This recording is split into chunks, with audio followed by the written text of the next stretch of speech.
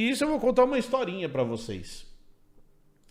Então, lá na década de 70, deixa eu ver as datas certinhas aqui. Lá na década de, deixa eu ver, 1971, os Estados Unidos terminaram a construção de um projeto de um acelerador de partículas. Então, o que é um acelerador de partículas por essência? É um tubo que tem ímãs, e esses ímãs são ativados sistematicamente um depois do outro. E aí você joga uma partícula atômica ali dentro e você, através desse campo magnético que criou, vai empurrando essa partícula atômica para acelerar ela cada vez mais. Na hora que você tem esse ímã, que são os eletroímãs, que você consegue ligar e desligar, como o Guilherme falou, ele é um grande túnel, e esse grande túnel, ele tem milhares de ímãs em volta desses eletroímãs que vão sendo ativados e desativados sequencialmente para fazer a partícula ficar girando, para você ir aumentando a velocidade. E aí tem várias coisas que você consegue estudar isso, como por exemplo, você pode fazer uma partícula bater na outra para elas se quebrarem, e você tem sensores que vão tentar entender o que tem naquelas partículas que você está construindo, tá bom? Beleza? Então lá em 1971, os Estados Unidos estreiam o US National Accelerator Laboratory, que hoje é conhecido como Fermilab, que tem um acelerador de partículas de um tubo de 6,4 km de comprimento, e que naquela época, em 1971, custou 250 milhões de dólares para ser construído. Para vocês terem uma ideia, esse acelerador de partícula tem 1014 desses ímãs em volta que são ativados para fazer as partículas ficarem girando, tá bom? Beleza?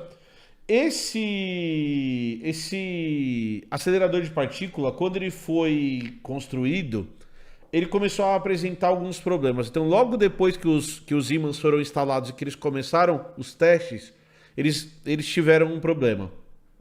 E qual que é o problema? Estava acontecendo alguma coisa dentro do acelerador de partícula que estava estragando os eletroímãs, que são uma parte super cara do projeto.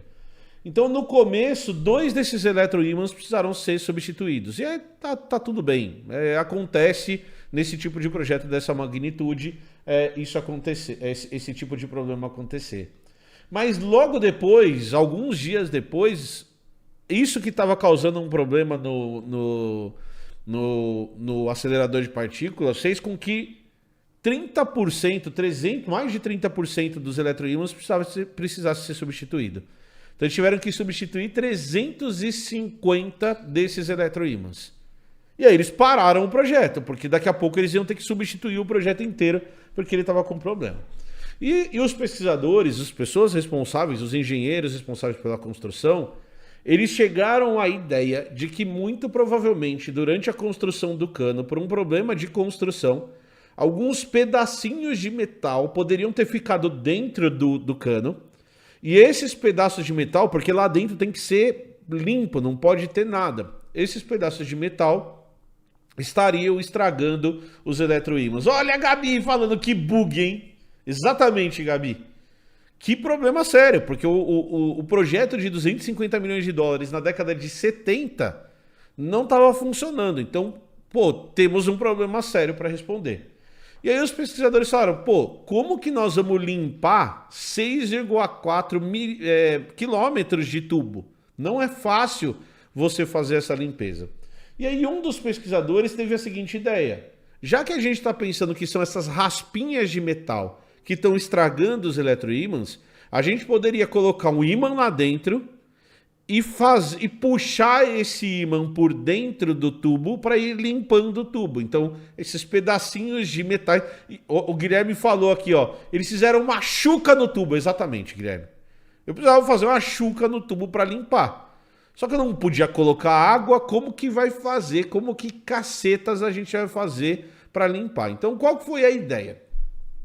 A ideia foi puxar um ímã por dentro do tubo e aí isso ia limpar uma chuca magnética e isso ia limpar o tubo. Tá bom. Só que aí a gente tinha um problema. Como que a gente ia fazer para transportar esse ímã lá por dentro? E aí, aqui, eu apresento para vocês a Felícia. O bicho responsável por carregar o ímã, que finalmente conseguiu limpar todo esse tubo e fazer o tubo funcionar. Então olha o que eles fizeram.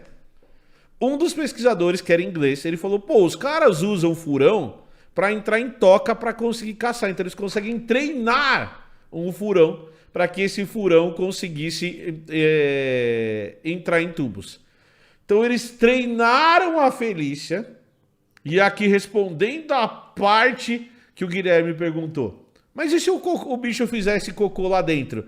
Eles colocaram uma fralda na Felícia, eles treinaram a Felícia para usar a fralda, e aí eles soltavam a Felícia em trechos grandes do tubo. Então o tubo, geralmente esses aceleradores de partícula, eles têm algumas saídas previstas. E aí eles colocavam a Felícia lá dentro com fralda, usando fraldas, e o ímã preso nela. Colocavam a Felícia de um lado do tubo, eles treinaram a fazer isso, e a Felícia percorria todo o tubo, carregando o seu ímã e tirando todos os scraps, todos os pedacinhos de metal que estavam ali dentro, impedindo que o acelerador de partícula funcionasse, certo? Para vocês terem uma ideia, a Felícia era usada, ela andava pelo tubo e ela fez ao todo 11 viagens dessas. 11 vezes, e aqui ó, eu vou dar um exemplo, vou mostrar para vocês uma outra foto da Felícia com sua blusinha. A Felícia usava uma camisetinha com o imã preso. E aqui eu vou mostrar uma outra foto da Felícia. Esses parafusos aqui não, obviamente não foram que a Felícia tirou lá de dentro. Eram raspinhas de metal, não são parafusos que eles esqueceram dentro do projeto. Mas vocês conseguem ver aqui que bonitinha! Que fofinha! Que fofinha! A Felícia aqui dentro do tubo com seu cuidador. E ela saindo de uma seção do tubo que você tem aqui. Esses parafusos são os parafusos que estavam fechando essa porta que está aberta aqui por onde a Felícia está saindo. De uma das suas 11 visitas, das suas 11 viagens pelo tubo. A pergunta que não quer calar é se isso foi eficiente. E foi extremamente eficiente. O trabalho da Felícia permitiu que o acelerador de partículas funcionasse. Até que uma solução mais técnica, com menos chance de risco de acontecer alguma coisa com a Felícia, ou dela liberar pelos ou qualquer coisa ali dentro. Mas o pior era o metal mesmo, então os pelos eles não eram tão relevantes. Depois os pelos acabavam saindo com o próprio vácuo que é gerado ali dentro. Mas depois surgiu uma solução mais técnica em que eles puxavam o ímã usando vácuo e fazendo outras coisas que puderam limpar. Mas a pergunta que não quer calar, a pergunta que a Penélope deve estar fazendo, que o Márcio deve estar fazendo, que a Lara deve estar fazendo, que a Artemis deve estar fazendo, que a dona Gabi deve estar fazendo enquanto vem para a minha casa, é o que aconteceu com Felícia. Ela foi usada e descartada? Felícia foi abandonada? Não. Depois de suas 11 viagens pelo tubo do acelerador de partículas, Felícia foi adotada pela galera do laboratório até a vida dela acabar por uma doença não ligada ao trabalho dela. Então, Felícia completou o seu caminho.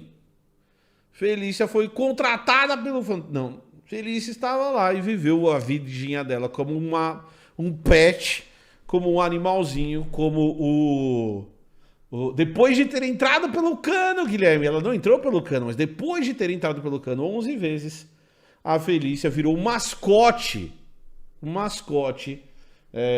do laboratório, depois de ter salvado o funcionamento de uma obra de 250 milhões de dólares, beleza? Eu já quis ter um mascote, um furão, E aí aqui posso dizer algumas coisas. Em primeiro lugar, todos os mustelídeos têm uma glândula de cheiro muito forte. Então, esses animais tendem a ter um cheiro muito forte. Quando esses animais são comercializados como pet, eles geralmente sofrem uma cirurgia para tirar essa glândula de cheiro. Então tem esse aspecto que tem que ser considerado quando você pensa em ter um animalzinho desse, certo? Por isso que furão fede, como o Rafael disse. Se ele tiver essa glândula de cheiro, não é legal ter um bicho desse em casa. A segunda coisa é, esses bichos são predadores, eles comem bichinhos, comem insetos, comem outros bichinhos, outros mamíferos. Então é ter um predadorzinho em casa. É igual ter um cachorro em casa. Só que é um cachorro muito esperto e que apronta bastante. Então, ter esse bicho em casa não é fácil. Ter um furão, nunca tive um furão, porque depois do que eu estudei, eu percebi que talvez não fosse uma boa ter um bichinho desse em casa.